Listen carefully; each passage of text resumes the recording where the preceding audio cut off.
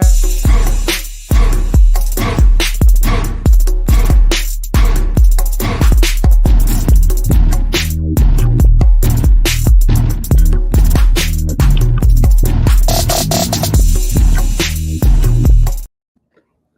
Hello, and welcome to a live episode of Automation Ladies.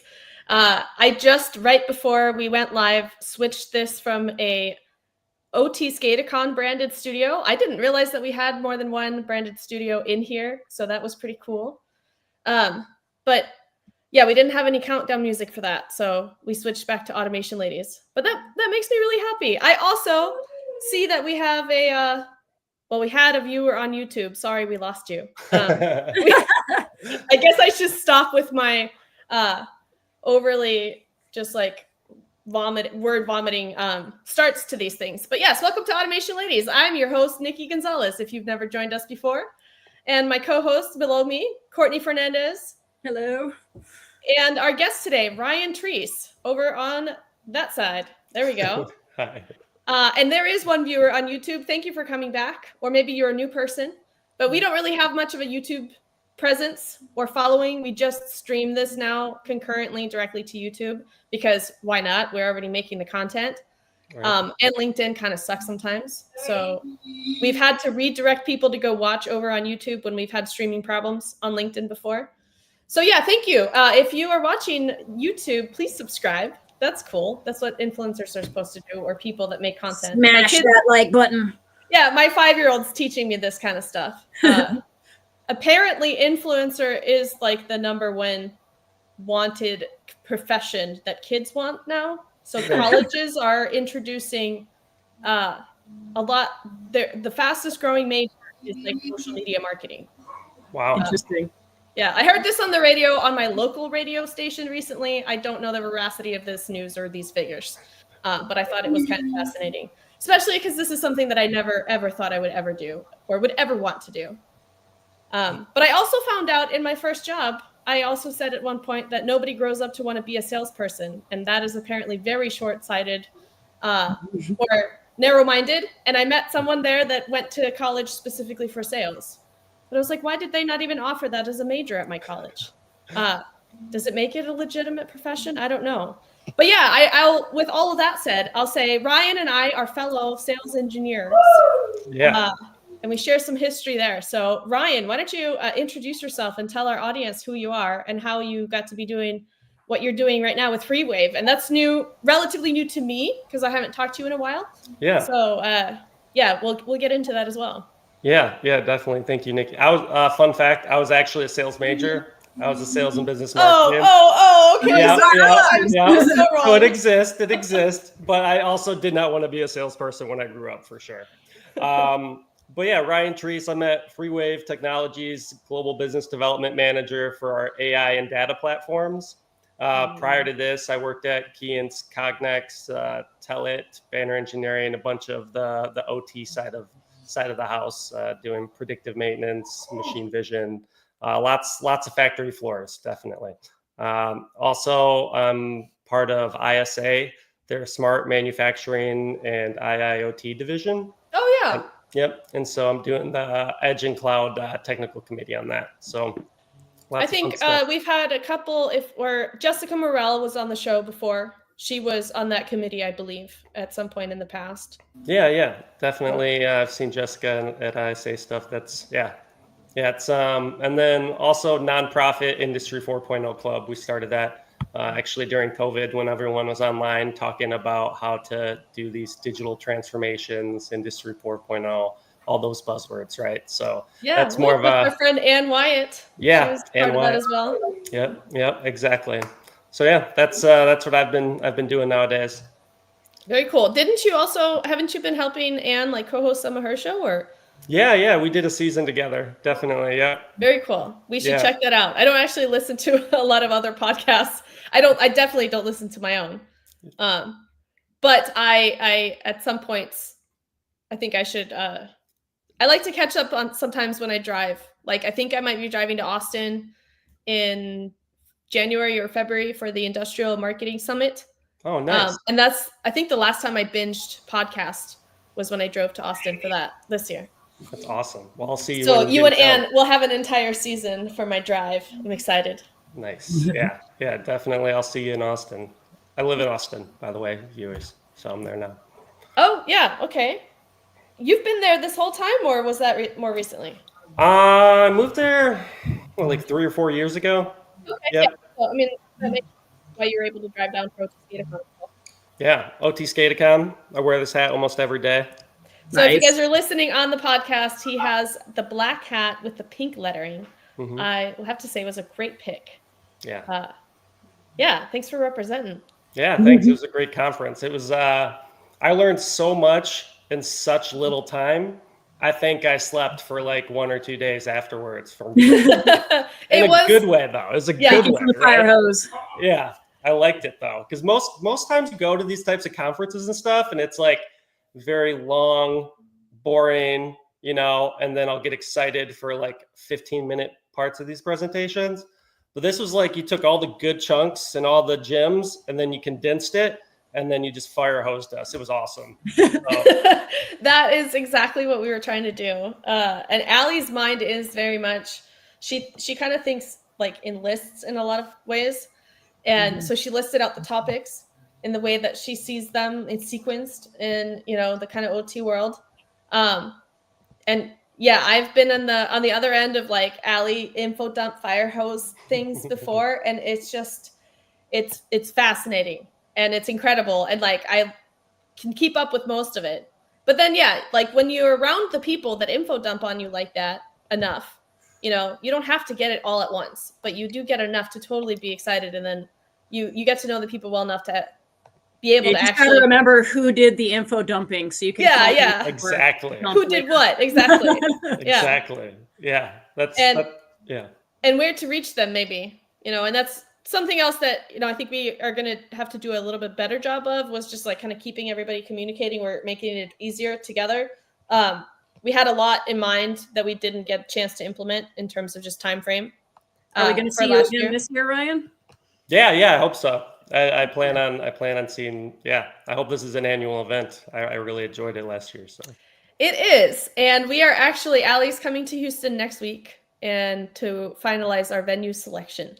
Awesome. So we'll be probably sharing some stuff just like as we're touring. We're going to a few different places, and then it'll be exciting to kind of just keep showing it as we're building it, I guess. Sharing it with the community, because we're also getting a lot of input from the people that are coming. And we have a new feature on the site. So like when you buy a ticket, we're not just featuring the speakers, we're featuring everybody that's coming. Oh, that's cool. Because there's so much value in the people, like the difference, like, yeah, some people are coming that are really novice at everything. But the majority of people are very much experts in their field, and then not so expert in the adjacent things. And that's what a lot of the value is in meeting those other people. But the people that are speaking versus the people that are attending, I would say a lot of our attendees would be qualified enough to also be speakers. There's just not enough room on the lineup for everybody, right? So, thinking about why do people go to educational conferences even? Part of it is to add, of course, it's to be educated. It's to add to your network. It's to somehow add value to your daily work, right? Ideally, or your strategic direction. But then it's also about building out your career, your profile, your skills. So why not, let people get a chance to have their personal brand out there, even if they're just attending. Like, it's a big deal. Some people pay for this with their own money, and, they take PTO. And I think that's well worth like showing off. Massive dedication. Yeah, it's awesome. And then trying to make the most of it in terms of networking and connection and value building beyond just the 2 days or whatever. Yeah, Ryan, I guess, I know that you had some topics that you potentially wanted to talk about. I will totally admit that due to my circumstances today, I didn't do my normal last minute prep of checking what it was that we were going to talk about. And I'm not nearly as professional of a podcast host as say, Chris Lukey, who is very prepared and creates valuable content on purpose. Mm-hmm. We're not that. So what do you got for us today, Ryan? All right. I work better that way. When it's very structured, I kind of go off in these tangents. But I think one of the first things we could talk about is how to get started in industrial IoT, Industry 4.0, kind of all these digital transformation projects. I think there's so many solutions out there, and it gets overwhelming because you'll have some companies that are offering something like an AI or ML predictive process solution. Well, that can be tough if you don't know how your PLC is communicating or what metrics you want to monitor on your PLC. So if you don't know how to pull data from a PLC, you might have some trouble doing that. And I would recommend going kind of where your comfort zone is, right? So I think one of the easiest ones is probably predictive maintenance. You'll probably see predictive maintenance, vibration, temperature monitoring. There's a lot of different solutions out there. Yeah, that's become kind of bread and butter at this point, right? Those two modes of predictive maintenance. I think of it, it's always so weird how when you drive your car, if you have a problem with your car, your check engine light comes on, right? You don't really see that in the factory when it comes to these motors. They just run them into the ground to the point of failure, and then everything's on fire. And they're like, okay, how do you get it up and running? How do we Band-Aid it? Can you get us through this shift? We're trying to order spare parts. So I think investing in something like a vibration temperature sensor, a lot of them have like magnetic mounting brackets. You can just pop it right on the side of the motor closest to the bearing or the point of failure. And then that's going to do the job for you. It'll monitor as that bearing wears. It's going to vibrate a little more. It'll just send you, depending on the system, it could send you an alert. It could automatically put it on your schedule for preventive maintenance over the weekend, different things like that. So I think that's always, if someone says, I have no idea where to get started, I would probably start there. And then that's an easy one because you can do it with just like, you can start with literally like one asset and then replicate it to like maybe just like get some value out of it before you have to do a whole big plan. Yeah, exactly. It doesn't take any coding experience, anything like that, right? So a lot of solutions will have some sort of dashboard that you can view data in. So you're not having to, build up this kind of logic. So a lot of the more comprehensive solutions are, okay, you have to inventory. If you're doing the whole line, a lot of times in the US, you're going to source by the lowest bidder for the project. And then you also have special machinery. So you could have a Siemens PLC on the machining station that was built in Germany, and then you could have a Rockwell PLC in the assembly station right after it, right? And so I think that's where a lot of people hit those bottlenecks with all these proprietary industrial protocols. Converting those definitely helps to have someone like Ignition, inductive automation doing that. But if you've never done it before, that can be a pretty daunting task for you. What are have you seen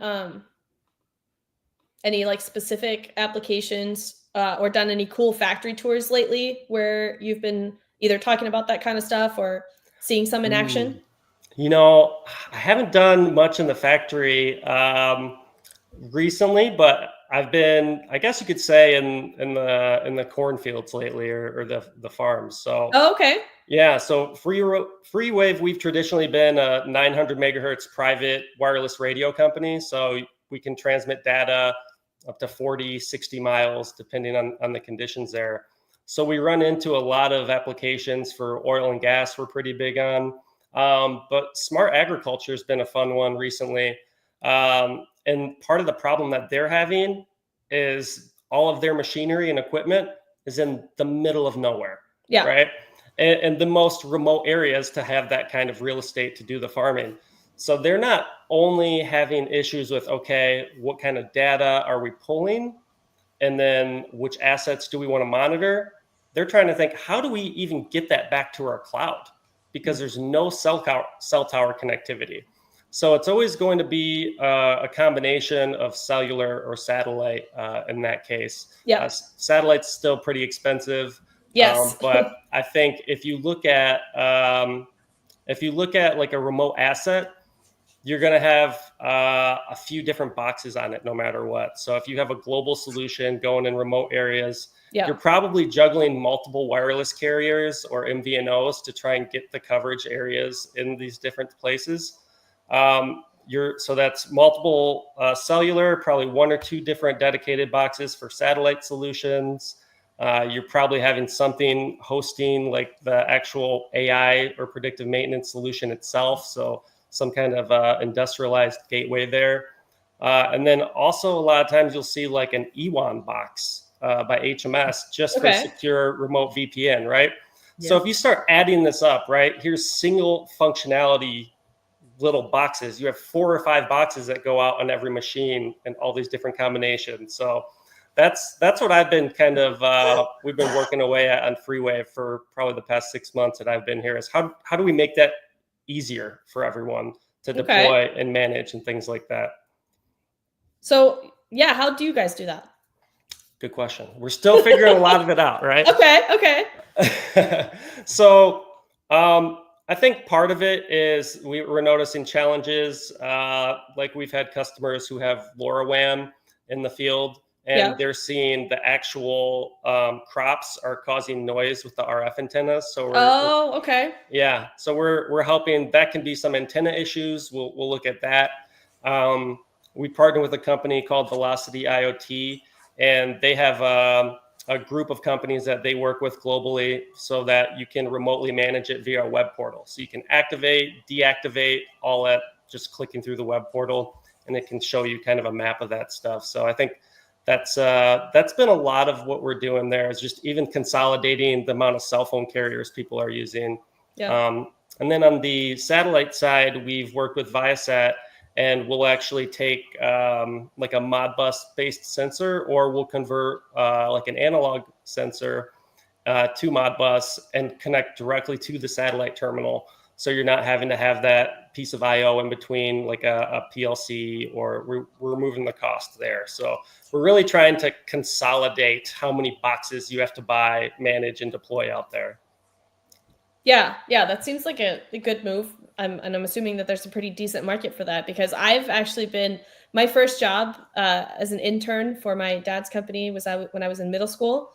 My very first summer was to take the the spec sheets of a satellite receiver for Inmarsat, and my dad's GPRS box and controller that he had built for his system. So it was a dual GPRS and satellite system that for tracking trucks and boats and barges and things like that. So it was called Mobile Resource Management at that time. And we would, he would stick those on whatever, the trucks mostly, because a lot of, you don't have cell coverage. It's definitely not reliable. You're going to lose your assets and have no idea what's going on with them. And then you start pinging those satellites.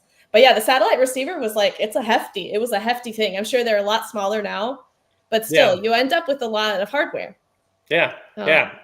And then and that stuff's been around, installed now for a long time. So people that were, I don't know, you would call it maybe early adopters of these things, right? But they've been using them for like 10, 15 years. They have a lot of this legacy equipment, and it works, but it doesn't have to be that complicated. I was just thinking of like Elon Musk's rocket, like how it's I was actually just thinking, is anybody doing this with Starlink satellites that you know of? I'm just curious about that getting cheaper, more accessible with Starlink being a thing now. I've been tweeting Elon. It's funny you say that. Like the past week, I see Elon tweeting about all the Starlink. And I'm like, hey, if you need someone on the industrial side, we're doing stuff with satellite and remote assets. I haven't gotten a response, but I don't. I'm not seeing Starlink. I think they're more consumer focused and high speed remote access for enabling different countries and communities that are missing, which I think still you definitely need. But I think everything nowadays, if you looked at 5 years ago, companies with the ability to remote VPN even into equipment, it was pretty scarce. So I sold machinery for a company called CrossMafI for a few years, and our service department operated by customer calls Ryan, the salesperson, angry that production's down. Ryan apologizes a bunch of time, hangs up the phone, calls my service manager, begs him to get a body on a plane and fly them out there, right? And you're looking at a last minute plane ticket, you're looking at hotel, you're looking at hourly for that person or per day, right? And that's not a great way to operate a business model, as opposed to, okay, here, let me pull my laptop out, remote in, look at the PLC registers, diagnose.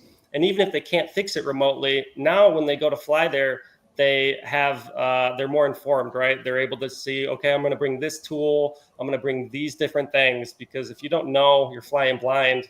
Even when we worked at Keyence, I felt like I was bringing you got the suitcases, right? Yeah. You bring everything in because you don't know what you're going to run into. And on the machine vision side, I need every lens. You can't bring every light, right? And so, yeah, you kind of got to have an informed decision before you go in there, and it's always helpful.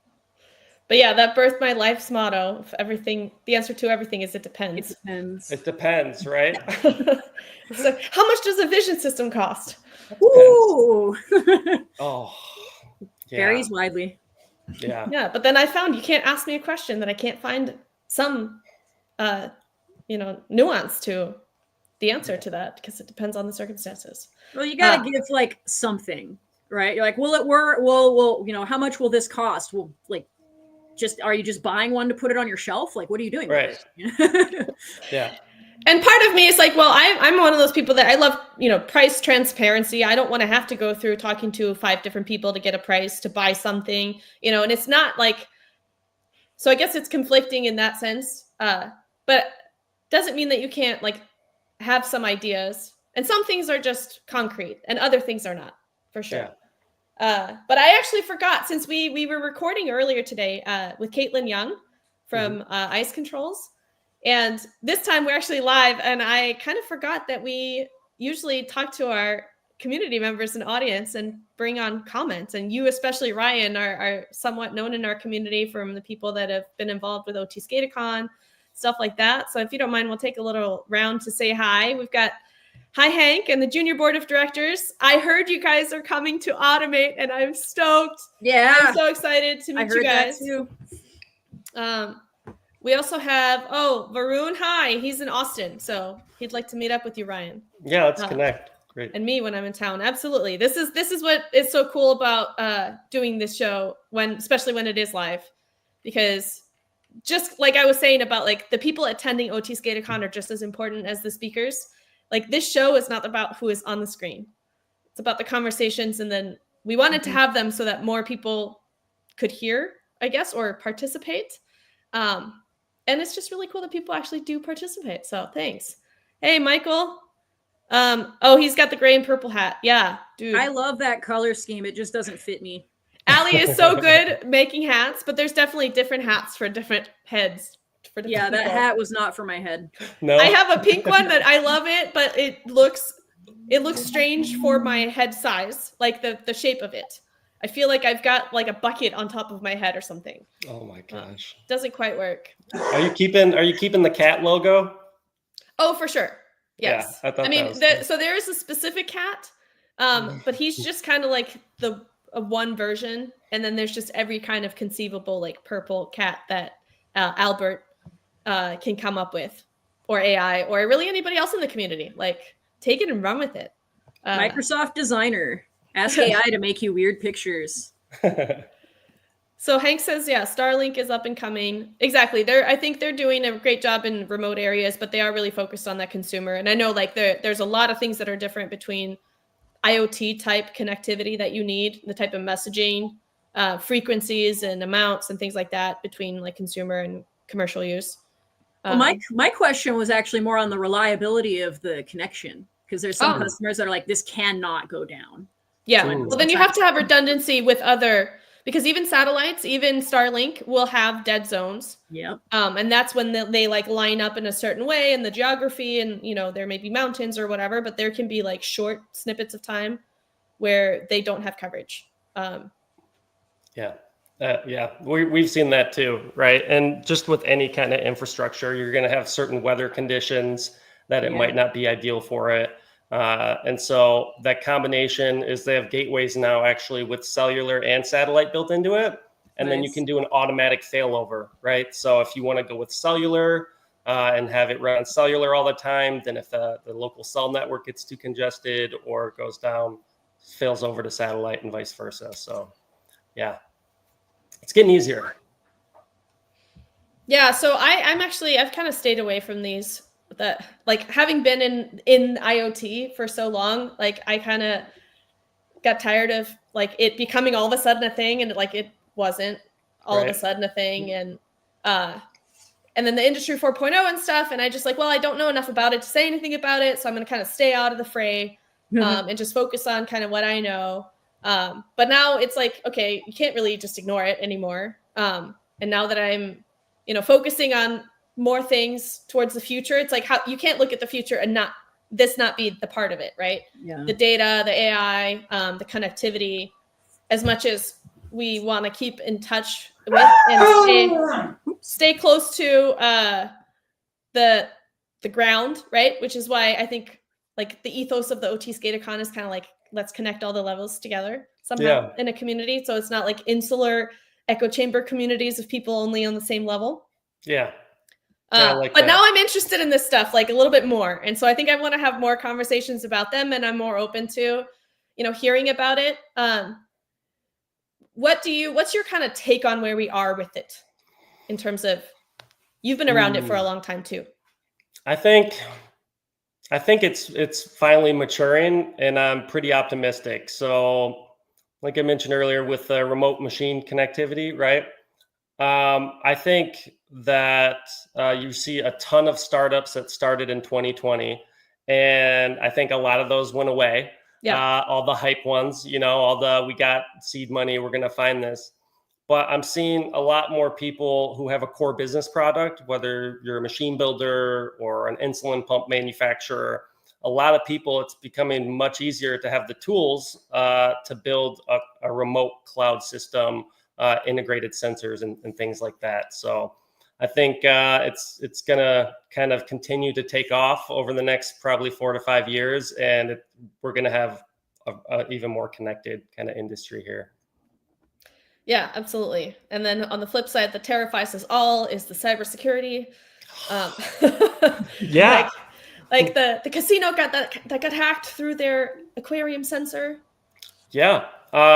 That's another big thing we've been looking at, actually. So VPNs, awesome for the use case I said, right? Remote service.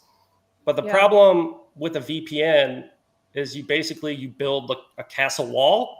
And then once you're inside that castle, you get the VPN credentials, you can move around really easily. So something I've been learning about more, and I'm not an expert on it by any means yet. Zero trust architecture is something that I've been learning a lot about.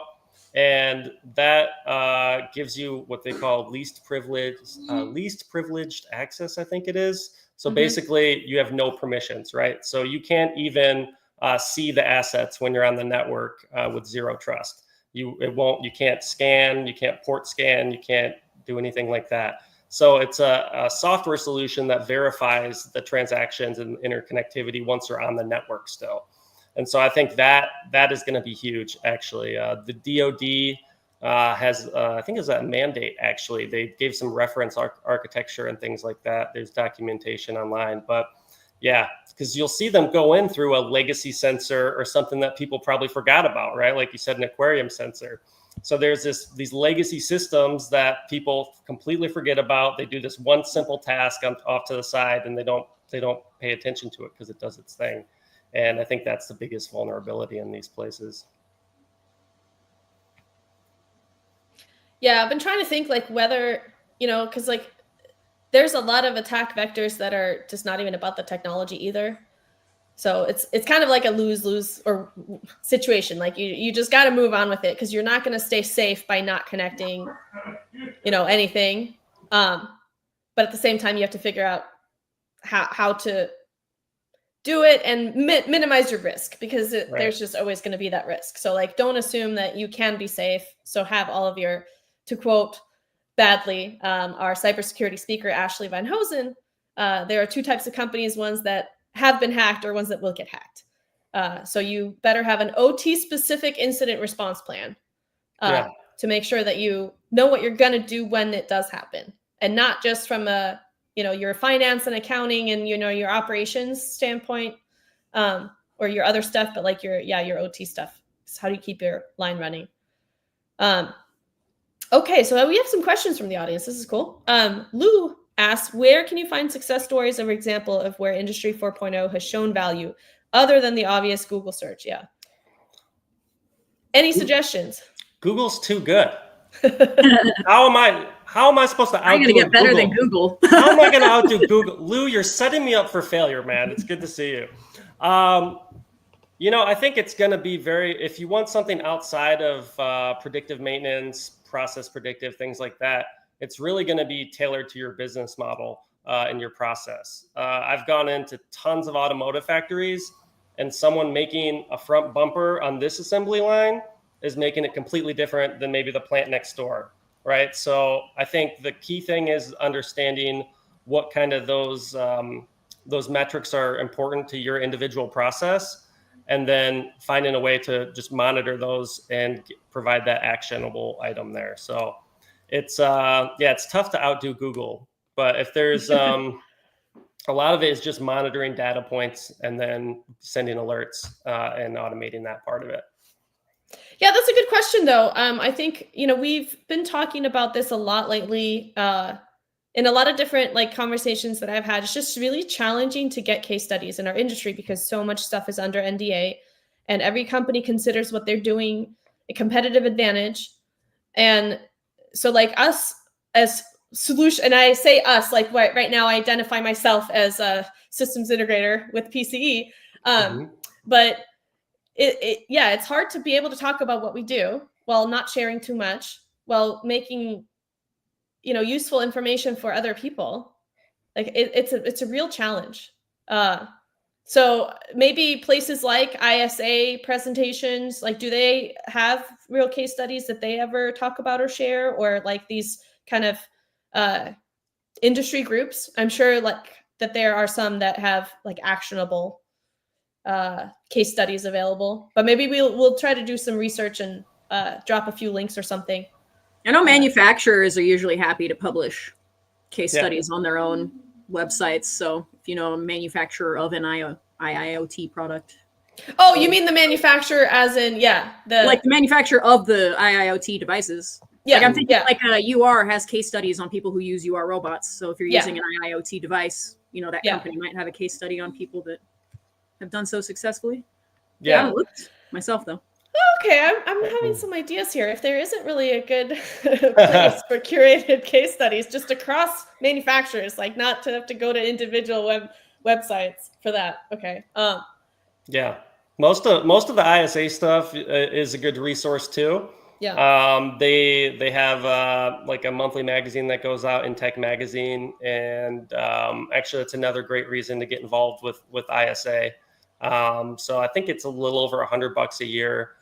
So it's not a huge financial commitment, but once I started and then attending the meetings, we do share information on use cases. There's opportunities to volunteer on all these different subcommittees as well within ISA. So there's a cybersecurity portion, there's an edge and cloud computing portion, there's all these different buckets, right? And part of it is that information sharing. So some groups will do it better than others. And then there's a lot of process industries and not as much discrete manufacturing in there. But it's been a really great organization to join. And I think that's something we mentioned kind of in the show notes, is how to get involved and how to do that. And I think that's really where all my speaking and the articles and stuff took off was through ISA. Cool. Yeah, I know. Our friend Scott Chapman, another one of the speakers from OT-SCADACon, who actually spoke about predictive maintenance. I think he's part of the ISA chapter, instrumentation, and it's a little far for me to go, so I haven't been to one of their events, but it looks cool. Yeah, it's really cool. Yeah, I guess they're kind of concentrated, which groups are active by what industries are active in different areas, right? Because there's a lot of different sub-chapters and things like that. Yeah, you have your local chapter. So I'm part of our Blue Bonnet, they call it, local chapter in Austin. And so they'll have local meetings and things like that. And then there's different high level parts of it, like the process instrumentation group. And then we're part of the smart manufacturing and IIoT. So you can be part of multiple groups and attend multiple meetings. It's pretty easy to float around there. Yeah, very cool. I've been a member probably since maybe for 2 years, but I just had not prioritized the time to get involved And yeah, I think that'll change for 2025. I've seen enough people get enough value out of that organization. It's really great. Like there's so many different communities and organizations to get value from in the industry, but it's just like, obviously you can't be part of them all. Yeah. And if they cost money, you can't pay for them all, but it's more of a time thing, even just like committing to being in these different places. And it's helpful to kind of, keep some consistency and get to know people in one place, because you won't get everything from one visit or one webinar or whatever. Yeah. Hey, those of you in the audience, actually, what's kind of your favorite format right now? Is it still webinars that you like to go to learn, or do you really just want to read the case studies like on a website or a PDF or something? Because I think that's kind of, a lot of people are trying to do like more interactive stuff and more media, but I don't know if people really want that, or if they just want the plain old like magazine article or 3-page or like with just like the nuts and bolts of the application. What do you two prefer? I haven't been looking for solutions for a long time, so I don't think my opinion is necessarily valid in that sense. What, Courtney, I think you said like case studies and white papers? Yeah. Well, mostly because I could go at my pace through those, where webinars, I mean, I think there's lots of studies that show that we can like read and write much faster than we can hear and talk. So I tend to be going a mile a minute and faster than my mouth and my brain can keep up with things. So webinars, I end up clicking through to the parts that I want to see, and I know I'm missing stuff. And case studies, I just jump right to what I care about reading. Yeah, I see. I can't sit still long enough to read something, so I need like the shortened social media 2-minute video to get me excited. Nice. and to prime the brain, and then I'll deep dive read one of those case studies, right? Because I can't. Same thing with a lot of the webinars and stuff. It's like click, skip. Okay, I think I heard something there. Yeah. It is hard, obviously, because like you don't know what each person's going to be looking for. But one of the things that bugs me about webinars is when there's like way too much sales speak before you get to what you advertised as the topic of the webinar. Yeah. So I appreciate like when people kind of get to the point of what they're talking about. But I also over talk before all of my stuff, so I like can't really be as mad about that. But yeah, one of the reasons we started to do live demos is because I do like to see, like, I don't know, be able to have this back and forth with someone sometimes, but you don't want it to be like, I don't know, like a high pressure sales thing. Yeah. So we actually got a few answers in the audience. So we got Vince says interactive. That's cool. I'm not entirely sure. I mean, maybe I should put this out as an actual poll, because this is like not data science worthy. Because I'm not sure what that means exactly. Live interaction is where it's at. Yeah, that's cool. Like kind of like this maybe. Kiss my trade show demos. Yeah, like trade show demos, because when you got the thing, so that's cool to see the tech. And I still love like demo vans and trucks. I love that companies put those together. Oh, I love those. Like, with all their stuff, and then bring them to you, and you can just go like touch all the things. It's toys for adults is what it is, right? You see one of those big distributor vans or RVs, and it's all the lights are spinning, all the buzzers. Yeah, that's cool for certain things, right? But for the actual like case studies, like let me see how someone else got value out of this, and if it's something that I could potentially replicate. Because as much as it is cool that things spin and they have lights and buttons and stuff, if you don't get an ROI out of that, then you've just spent money on a lot of shiny, flashy things. Well, that's why I like proof of concepts and case studies, because people are very likely to look at something and go, hey, my part is that, or my part looks like that. And if you see it being, happening, you're like, it can happen. I can actually spend money and get a result. Yeah. Ooh, back in our Kians days, Ryan, we had those catalogs with sample applications, and it would show the little pictures of like the process on the line, which was super cool. Yeah. In your territory, did you ever actually see those applications? Never. Okay, not me neither. They had, well, you were West Coast, weren't you? Yeah. And so I always had something that I had to basically like write a white paper on, because the only people that came to me were like, well, I tried this with everything else and it didn't work. Can you do it? And it was sometimes, it was real hit or miss whether it was even possible at the time with machine vision. And like, of That's course, what the I love catalog was like, was nobody ever brought you their 80%er. They always Right. brought you their really messed up 20%er. And you're like, Yes. yeah, Yes. It's like, oh, the O-ring inspection. Yeah, that looks really straightforward. And I'm like, wait, nobody in my territory makes O-rings. And if they did, they probably are already inspecting them with something else. Right. Yeah. Even in automotive, I felt like a lot of those application guides like were showing like picture of an engine block and just a camera pointing at it. And I'm like, okay, but what? Like, yeah. I Are we always like talking walking about the people? floor. Like, say something real. Don't just say the words, but you're not actually saying anything. Not to like criticize those catalogs. They were very informative. It's hard. That's hard But you work. can't, like, from the sales standpoint, you just can't speak to it, to the value like a case study can, that actually shows like, this is a thing that was actually done, not our idea of what like the application looks like before it goes out in the wild. So yeah, we have a couple more opinions here. Stephen Cox says he prefers webinar reruns so you can listen as you work and then catch the highlights. So similar to Courtney, it's like, if you're going to watch it, you're going to kind of skip around and get what you want rather than having to sit through it live, because that's when you end up maybe, you know, wasting your first 30 minutes waiting for the meat. And then let's see, leading with company commercials is rather annoying. Yeah, I agree.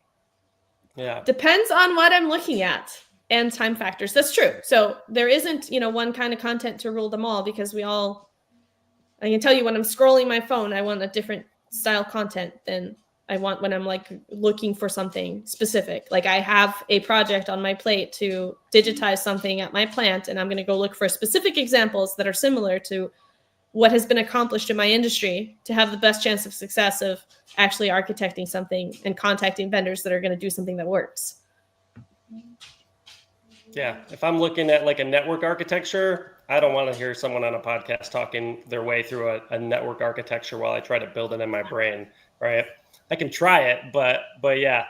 You go to Treece route and read Josh Varghese' blogs, because he lays it out. He's got like pictures.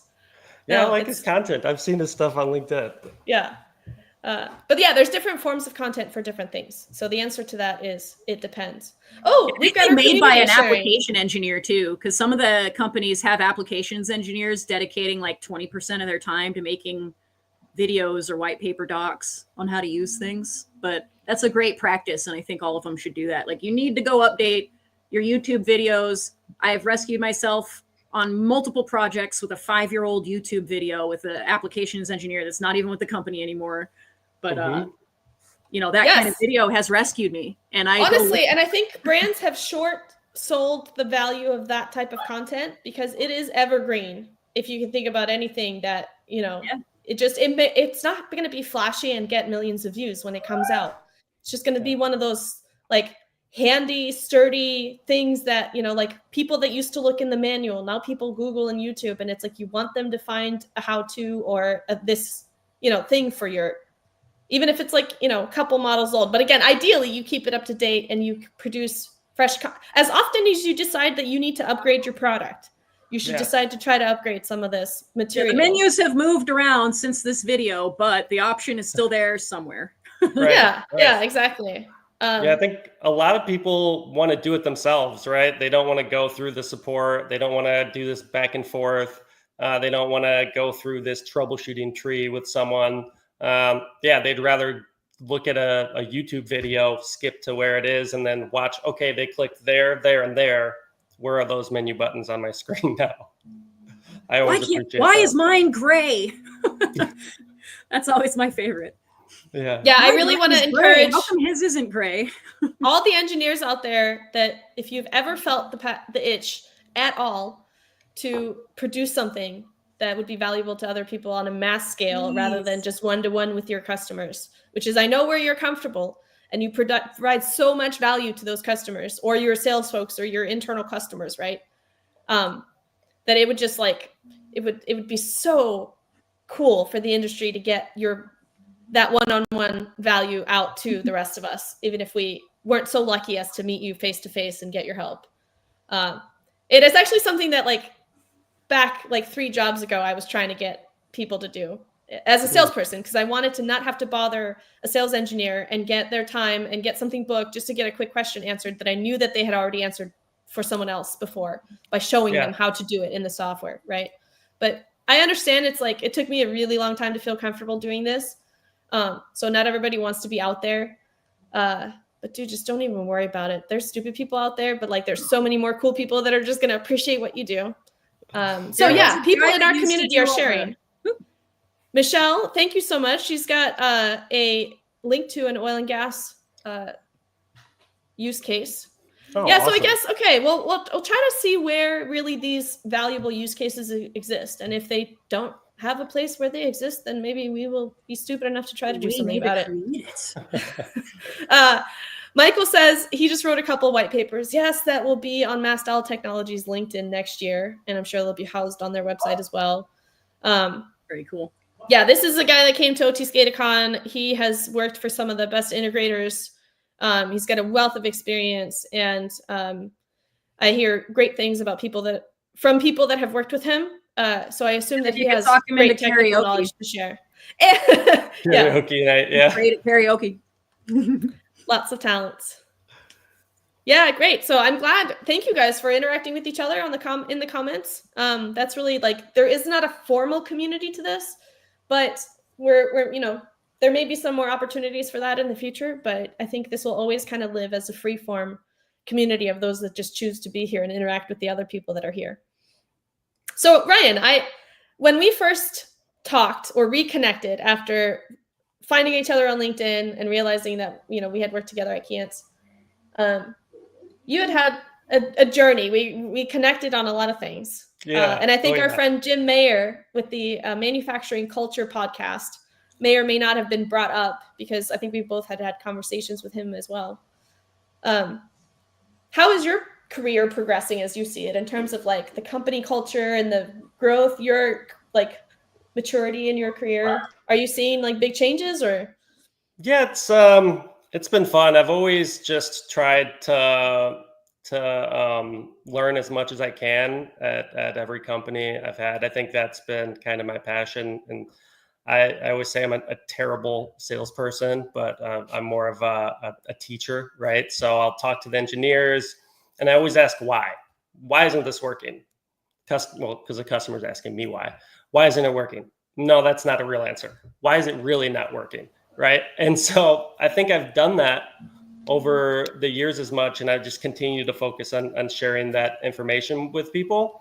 But not all companies like that. Right. Yeah. And I think that was tough earlier on in my career to where I wanted to kind of be part of it, do more, join the ISA and do these speaking panels. But maybe the response was, oh, you can't do that. We have to have a director, right? Or something like that. Or how does it help you meet your sales goal today? Yeah, exactly. Is this going to help you hit goal? Maybe. I don't know. Is anything going to help me hit goal? I mean, everything's a guess, right? And so, I think now in the interview process, one thing I start doing is I tell them, I say, hey, I'm part of a nonprofit. I go to these industries. I do the speaking. Sometimes I might write an article. Is that okay with you? Right? I'll flat out ask and get permission up front. Yeah. And then if the answer is no, it's usually a pretty good indicator of their company culture as well for me. I don't do well in very strict command and control. Don't ask questions, right? I like to know, okay, maybe if there's an internal process that's not optimized, how can we fix this, right? And I think I've gravitated kind of more towards those companies as my career has progressed. And I've been very fortunate to have some great supportive bosses I found along the way, including at FreeeWave. They've been awesome to work with. Very cool to hear. Yeah. I think I also, when I first joined, I was hoping to like have one of those careers where you kind of work at the same company a long time. I wanted stability, I thought. But I found out that wasn't realistic. So now it's like, okay, how can we add the most amount of value to each other while we're together? Because we both know it's not going to be forever. Right. And it's like, why not just be honest about that now and like plan for that instead of I've had people or, like people that don't talk to me after I quit a job. Because they were upset that I left. And it's like, well, okay.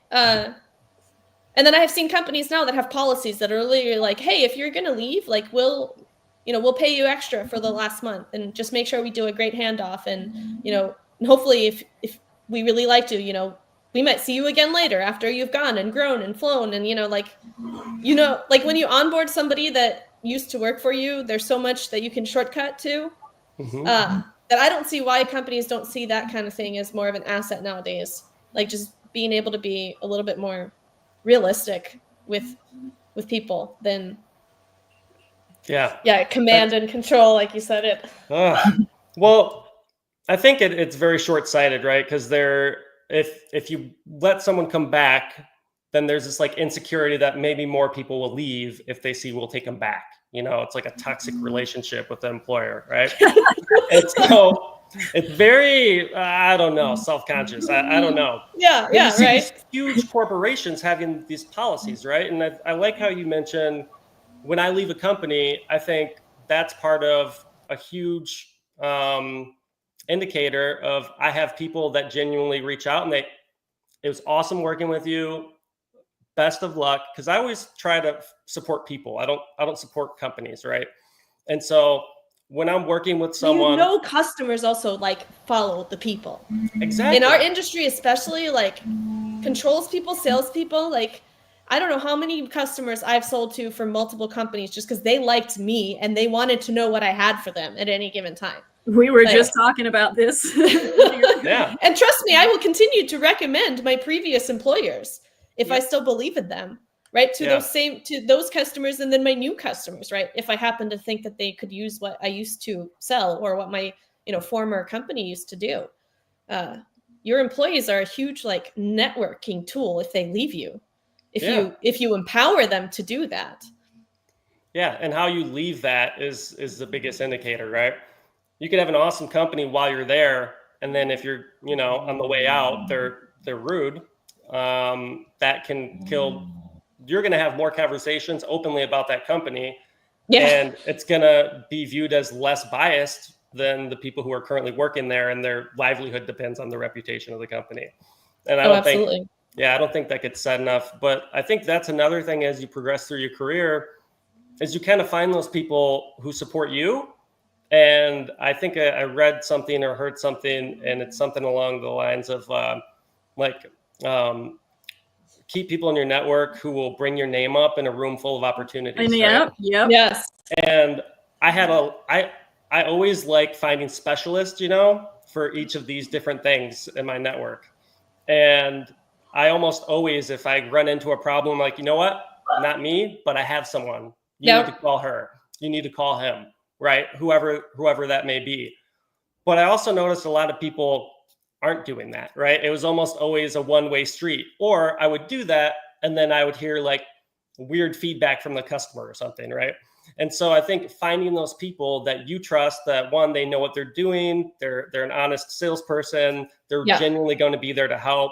When things get tough, they're going to go to the plant at 7:00 at night and sit there on the line and make sure it works and stand with them. Finding those type of people, and then making sure that, I don't know, you have the right network that you keep there. But that's tough because it's just learned over time and experience, right? Yeah. So shout out to Caitlin Young and Brett Young in Kansas City. They are the people you want to call if you ever have anything down in the middle of the night. They will come. They will be there. That has been vetted and verified by our network. That is awesome. We were just recording with Caitlin earlier, and like this literally came up. So I thought, really? We are, and now here we are in a room potentially full of opportunity. If anybody here is from Kansas City, we will personally vouch for them. So, and it's super important to be able to know good people, because you're right. Just any referral isn't just like, it could be a disaster if you refer people to someone that, isn't going to be trustworthy or whatever. So it's important to kind of have a really good network of people you can trust around you. And in this industry, I think, reputations do precede a lot of people. But it's hard because it's kind of siloed, right? We have these siloed networks. And so I've definitely interacted with people on a national scale that then when I talk to their local like people in their local market, they're like, oh no, do not like stay away from that person or that company with the 10-foot pole because their local reputation is terrible. Yeah. And that sort of stuff is like, now that we have the age of the internet, it's great, but you also like that personal, you know, knowledge of someone is important too. And I don't know what that balance is, but other than just trying to get to know people, there's always a risk. But I think, you know, you can kind of, once you've been around people a few times or seen or heard from other people that have worked with them, you can get a feel for. And then just a lot of people have, like, you know, they've been in the industry for decades at different companies. And like you said, people, you know, once they leave, once that relationship is severed, somebody is going to talk, and you either hear the good things or you hear the bad things. We used to say that's the difference between having a brand ambassador or having a brand assassin. When the people And I've actually, in the last 2 years, I've seen it go both ways. Like I worked for UR in 2021, and it was like I had a great experience there, and I don't work for them anymore, but I still speak very highly of them.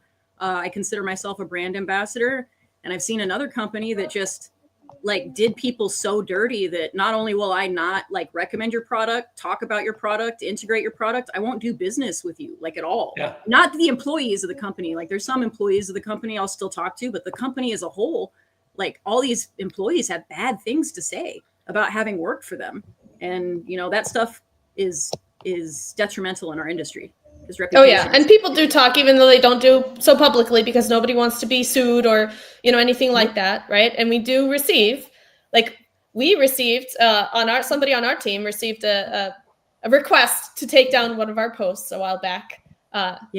We didn't actually violate anything, but it was their opinion that we may not be clear about certain thing and that they request that we like take it down. So, you know, even just saying something where we even like in the post made clear the thing that it could have been potentially that it wasn't that, but you know, so everybody I know guards just like the NDAs with the case studies, right? It's like people don't want to take on the liability of saying something wrong, of being criticized, or if somebody like talking bad about you back, right? So it's just important to have people that you do know that you can trust, that you can privately talk to kind of suss out maybe if, you know, if you're trying to do a big deal or you're looking at a big, you know, locking in with a big vendor or something, just ask a few people that you trust that maybe have experience with that. That can always go a long way as well. Because now we live in the age of like, there's so many choices for everything. There's great choices for everything. And everybody's marketing material says they're the best at it. So how do you really know? And sometimes it's just what works best for you because your integrator's used to it. I mean, that sounds like a terrible thing, but it's actually not. It's like the cost of implementing is also a huge part of the project. The cost of support, maintenance, implementation. So like, I know like my dad, he does some things the same way that he's been doing it for 10 years. And it's like, it may not be the most effective way right now, but it's a lot faster for him to do it that way than to learn a new way to do it. And if the old way still works and they're still maintaining that framework and they're still, you know, all that stuff, then that's actually the most cost-effective way of doing it. Because of the situation, right? So this is a very all over the place kind of conversation. I know our team is going to have a really hard time, just like they weren't sure how to describe this episode.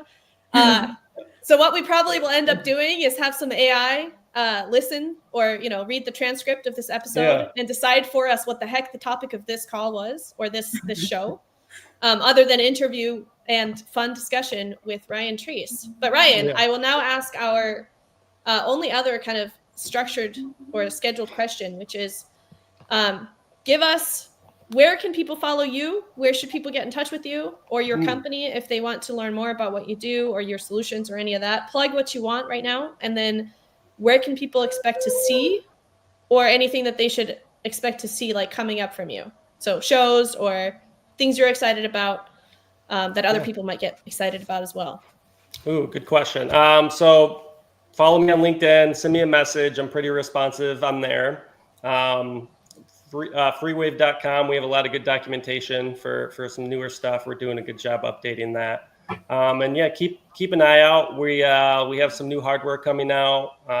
We have a lot of stuff in the R&D pipeline that's going to hit in the next 6 months.